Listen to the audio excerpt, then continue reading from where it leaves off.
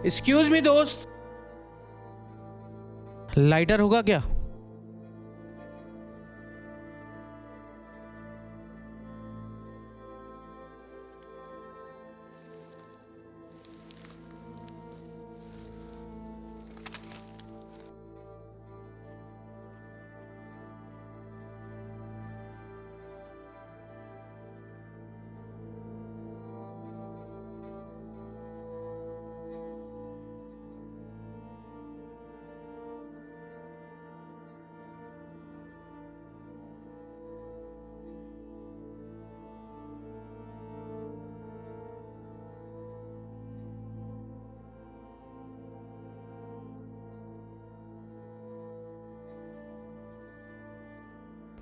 तुम यहाँ सिगरेट कहीं और जाके नहीं पी सकते?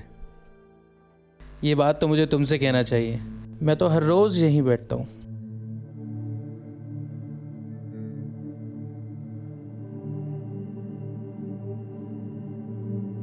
वैसे भी तुम्हें इतनी जल्दी क्या है आत्महत्या करने की? वो तो तुम मेरे जाने के बाद भी कर सकते हो।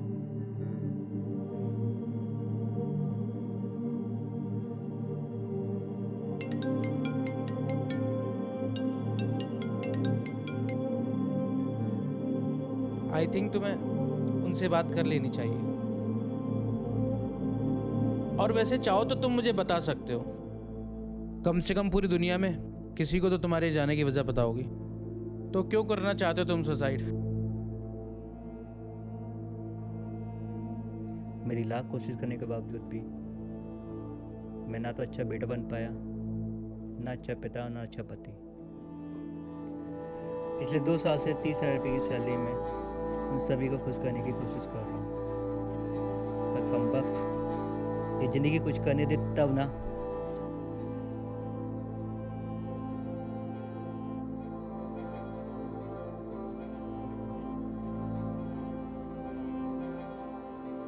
अच्छा, तो इसलिए तुमने अपनी इस कमबख्त जिंदगी को खत्म करने का सोच लिया? नहीं, ऐसा नहीं है। मेरे पिता एक हार्ट पेशेंट है। 6 महीने बाद बेंगलोर में उनकी हार्ट सर्जरी हुई, जिसके लिए मैंने 4 लाख रुपए जमा किए थे। ज़्यादा पैसे कमाने के लालच में मैंने वो सारे पैसे अपने दोस्तों के कहने पर शेयर मार्केट में इन्वेस्ट कर दिए और आज वो डूब गए। अब मुझे समझ नहीं आ रहा है कि मैं वो सारे पैसों इतनी जल्दी इतने सारे पैसों का इंतजाम कहाँ से करूँगा। और तुम्हें लगता है ऐसा करने से तुम्हारे पिता की सर्जरी हो जाएगी? हाँ, क्योंकि मेरे मरते ही उन लोगों को बीमा कंपनी की ओर से मेरी मौत का पैसा मिल जाएगा और उनकी सारी मुसीबत दूर हो जाएगी।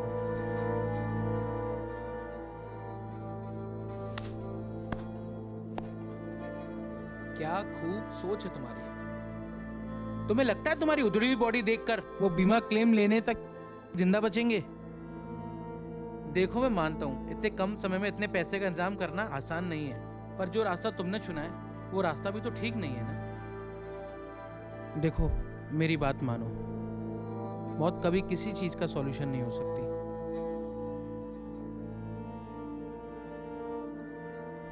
मेरे साथ का आज हर शख्स कामयाबी के शिखर पर है और उनके बच्चे बड़े बड़े सिटी के बड़े बड़े कॉन्वेंट स्कूल में पढ़ रहे हैं, एक अच्छा जीवन जी रहे हैं।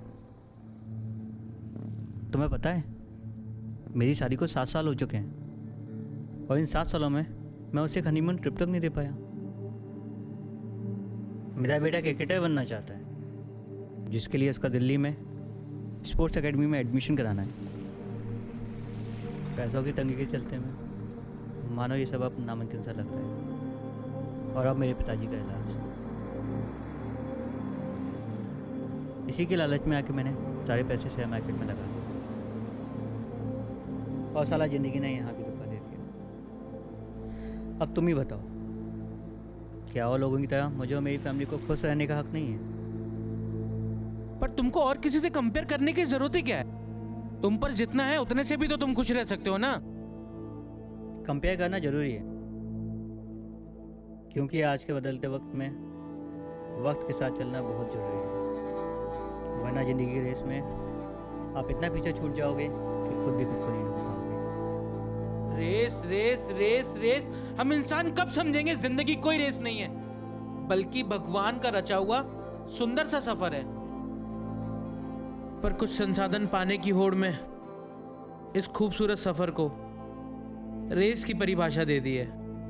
आजकल जिसको देखो वो दूसरों से ज्यादा संसाधन जुटाने की होड़ में लगा पड़ा है। यहां तक कि हम तो अपने सुख दुख का चुनाव भी दूसरों से तुलना करने के बाद करते हैं। कंपेयर कंपेयर कंपेयर, मेरे साथ वाले की सैलरी तो 50,000 है, मेरी सैलरी 30,000 है। हम 20,000 सैलरी वाले से अपना कंपैरिजन क्यों नहीं करते? मेरे बॉस ने नई कार ली है, ये सोचकर दुखी होते हो। कभी टैक्सी में ऑफिस आने वाले से अपना कंपैरिजन क्यों नहीं करते? आज हर कोई अपने बच्चों को कॉन्वेंट स्कूल में पढ़ाना चाहता है, जिसमें कुछ लोग कामयाब भी हो जाते हैं, और जो लोग ऐसा नहीं कर पाते वो खुद को ही दोष देते हैं कि वो एक अच्छे पिता नहीं बन पाए। एक अच्छे पिता होने का गुण केवल हाई क्लास एजुकेशन देना ही नहीं, बल्कि पीढ़ी दर पीढ़ी चली आ रही जिंदगी जीने की राह से अवगत कराना है, और उन्हें उस अनमोल सीख को सिखाना है जो आपको आपके बड़ों से मिली है, और उन्हें जिंदगी के उन असल मायनों को समझाना। नहीं तो वो भी तुम्हारी तरह जिंदगी से हार मानकर उसे खत्म करने की राह पर चल देंगे।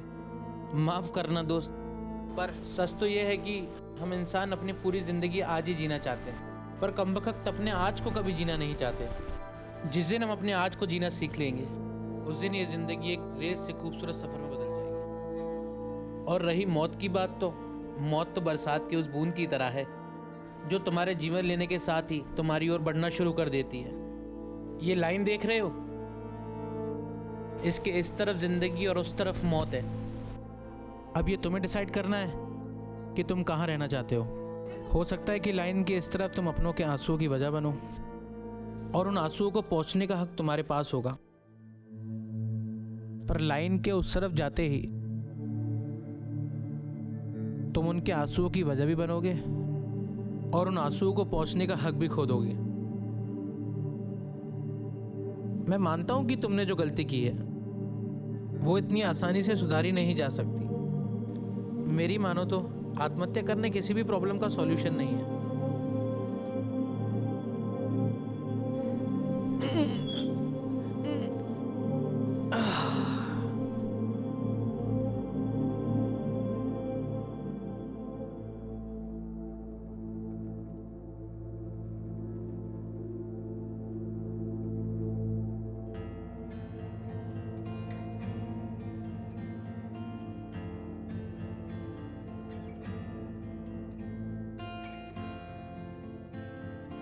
थैंक यू दोस्त, मुझे मेरी ज़िंदगी की असली मायने समझाने के लिए, जिसे मैं भागती हुई दुनिया के बीच भूल चुका।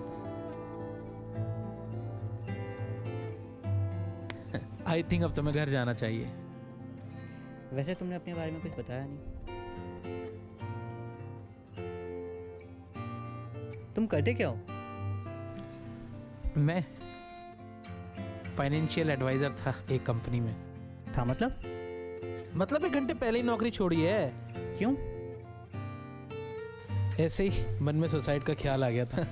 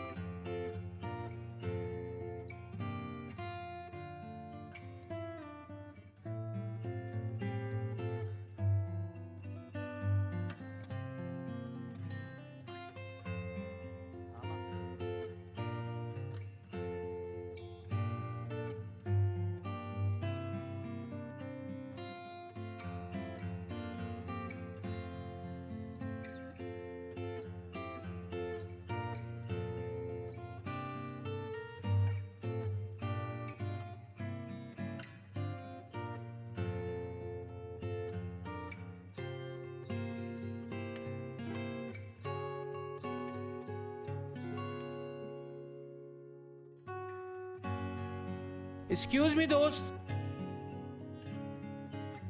लाइटर होगा क्या?